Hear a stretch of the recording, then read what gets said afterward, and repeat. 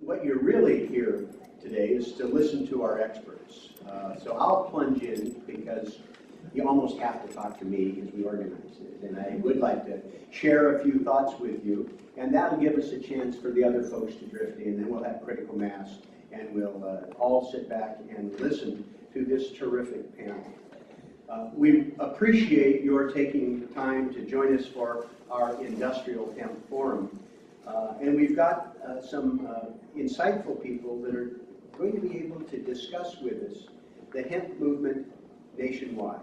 Its history, the applications, the market today, and for me, most exciting is the opportunity, instead of having hemp that we have to import to the United States before we have the products, allow Oregon farmers and farmers around the country to cultivate it. I'd like to thank Christina Ogezi and Joy Mayer for helping us put together the exhibit out there. If you haven't taken time to kind of just look at the range that is available, I think it's, I hope you do so on your way out. 20 states have passed pro-industrial hemp legislation. And more telling, 10 states, including Oregon, have passed legislation that removes barriers to its production. Let me read them. California, Colorado, Kentucky, Maine, Montana, North Dakota, Oregon, Vermont, Washington, and West Virginia. Pretty wide range of states all across the country. Now, as I think most of you know, hemp products are perfectly legal today. There is a retail market in hemp products we think is about $500 million now. I frankly think that's understated. We've watched the estimates since I've been working on this. The estimates kind of go up about the range of the market. And I will tell you that I'm convinced if we're able to move forward with actual hemp cultivation in Oregon and other states, I think that market is going to expand. The hemp, there'll be more competition for it, and it can be grown locally, not imported from Europe or Canada or Kamchatka or someplace. So the supply line is shorter and the competition is greater. So I think that means that it's going to have overall an opportunity to make hemp products even more competitive than they are now. Additionally, it's going to, I think the attention that is going to be directed as a result of what's going on in Oregon and other states, we're going to watch the expansion. So I think there will be more attention, more involvement, and I think you're going to see even more commercial application. So from my point of view, it's gone from less than $1/3 billion to $500 million, and I think it's going to expand dramatically. You see some of the products out there. This is a hemp flag. Gerald Polis and I arranged for it to be flown over the United States Capitol on July 4th.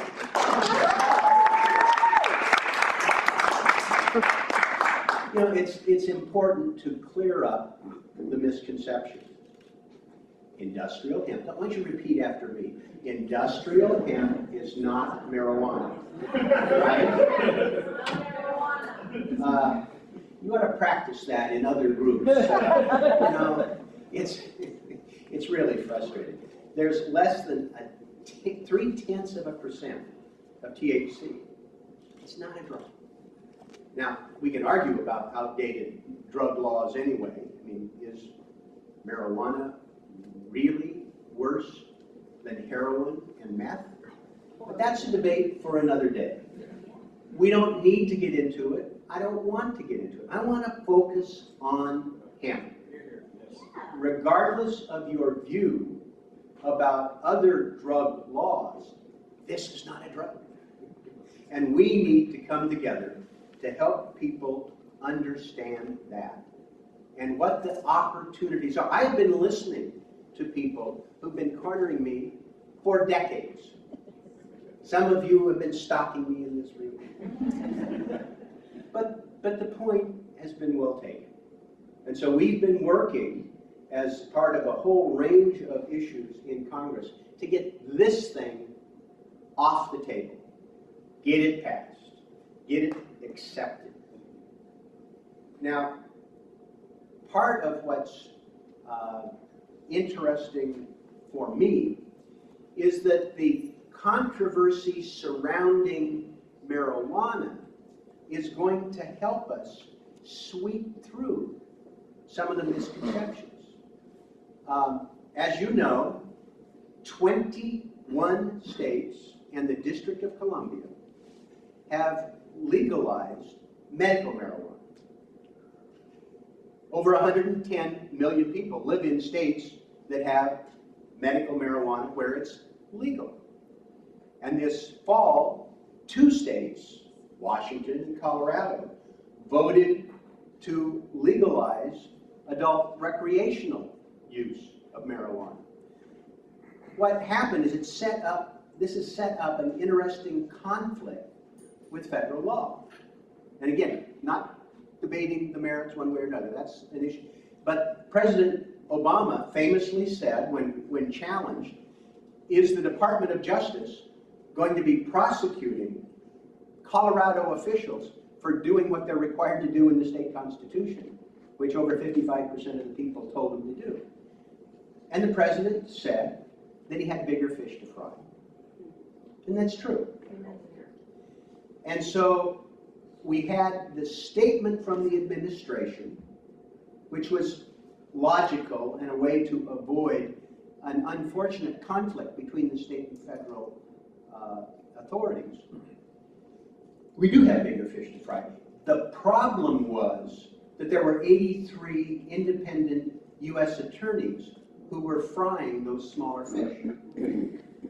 So we sought and obtained clarification from the Department of Justice that they would not essentially be prosecuting people who were operating under the color of state law, and set up some conditions whereby that would be respected. Well, this helps us even more, because if you can have a regimen in these states where medical or recreational marijuana is legal, and you can do this to the satisfaction of the Department of Justice, it ought to be a no-brainer to set up a system whereby hemp meets that criteria and would not be prosecuted. It's very, for me, exciting to have that guidance from the U.S. Attorney laying out the priorities, but even more important for us in Oregon, the U.S. Attorney Amanda Marshall has stated that her position will be to rely on state and local authorities to address localized activities. And in a recent letter, and we've made copies, I think, from U.S. Attorney Marshall, the department expects that states which legalize cultivation or use of cannabis, whether for industrial purposes, medical purposes, or otherwise, will establish and enforce strict regulatory schemes that protect the 8 federal interests that are identified. They will take a trust but verify approach. And as long as the state follows through in imposing those controls, it's not likely that they will be, there will be any threatened federal act, and federal action will be less necessary. Look at the actual language, but the point is, if that's the case for marijuana, it certainly informs the guidance for hemp. So it ought to be easier, more direct, and virtually no reason that there would be any involvement. And it's important for us to give clarification to the men and women who may decide to be involved, that they're not going to be interfered with. And I hope that it gives the assurance to the state. The state has been extraordinarily, I think, forthcoming on this with the Department of Agriculture and the state legislature.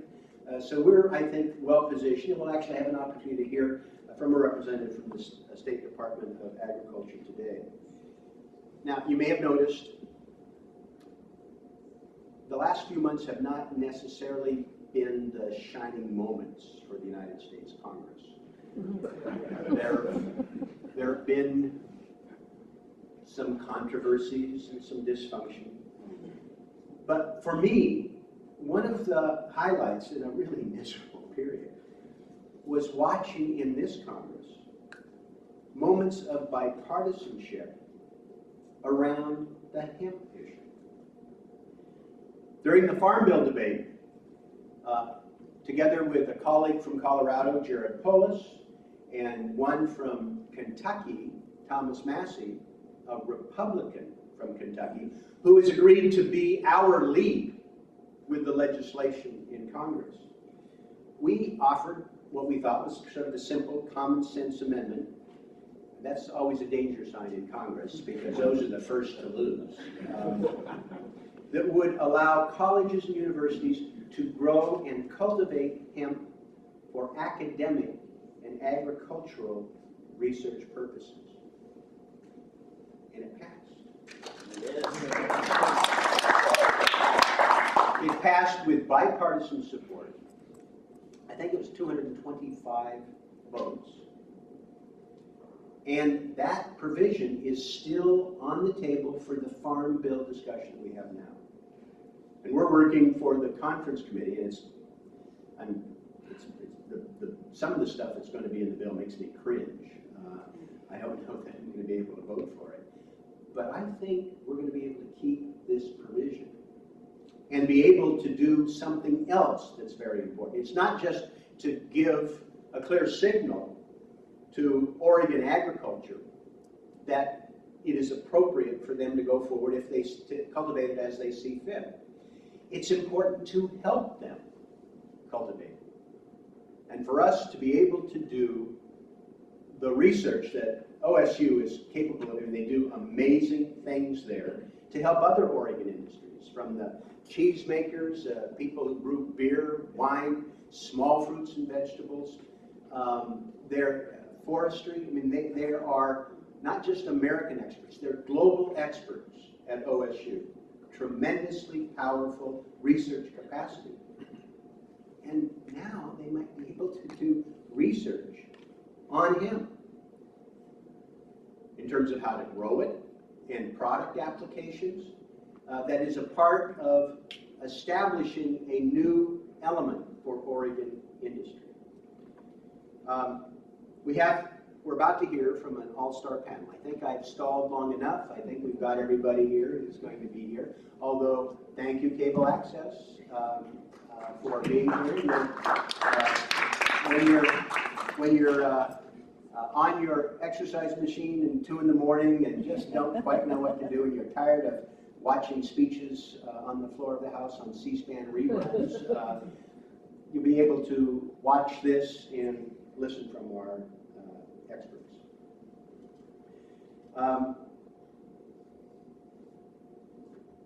I did want to acknowledge how helpful the Department of Agriculture's Katie Koba has been.